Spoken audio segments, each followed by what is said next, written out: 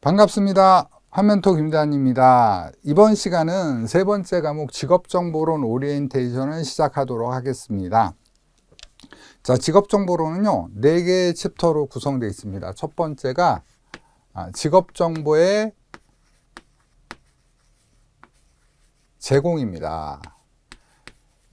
자, 직업정보의 제공에서 다루는 거는요, 기본적으로 직업정보란 무엇인지 이런 설명하고요. 공공직업정보, 민간직업정보 차이점, 그래서 기초적인 정보에 대한 개념을 알려줘요. 그리고 두 번째로 이제 다루는 게 뭐냐면 우리가 표준화된 직업정보, 즉 공공직업정보를 다루게 되는데 아주 기초적으로 볼 수 있는 정보들을 우리가 확인하게 됩니다. 보통 우리가 영어 공부할 때 필요한 게 뭐죠? 그래요. 영어 사전이죠. 그럼 독일어 공부할 때는요? 독일어 사전이죠. 네, 맞아요. 직업 공부를 해야 되니까 우리가 직업사전 같은 것들이 필요하겠죠. 그래서 이렇게 직업사전 같은 기초적인 공공직업 정보를 공부하게 되는 게 직업정보의 제공 챕터예요. 그래서 기본적이지만 뭐 출제 비중도 높은 편이고 중요합니다. 그 다음에 두 번째 챕터가 있는데요. 두 번째 챕터 같은 경우에 직업 및 산업 분류예요. 직업, 산업 분류예요. 산업 분류.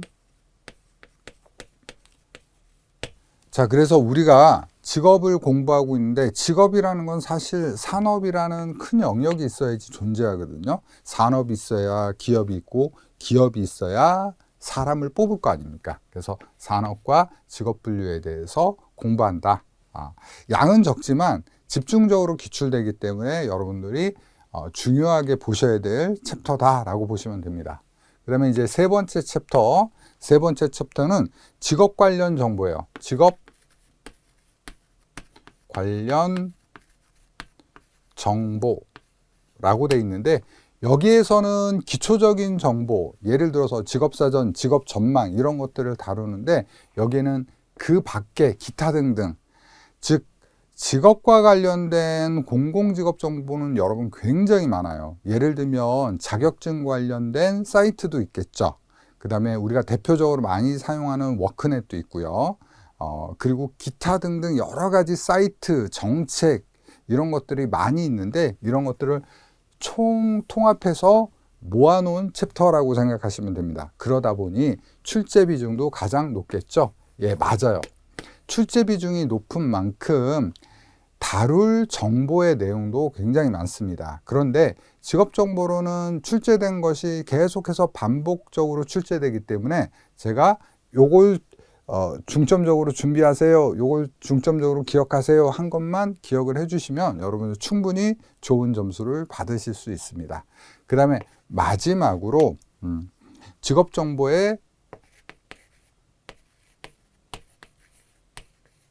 수집 분석을 하게 됩니다. 그래서 마지막으로 직업 정보는 어떻게 수집하고 어떻게 통계화 시키는지 이런 내용들을 다룬다고 보시면 돼요. 결론적으로 이 출제 비중은 네 번째 챕터가 가장 낮아요. 하지만 네 번째 챕터를 잘 공부해 두시면 2차 시험 때 도움이 됩니다. 그래서 직업 정보는 버릴 게 없다. 버릴 게 없다.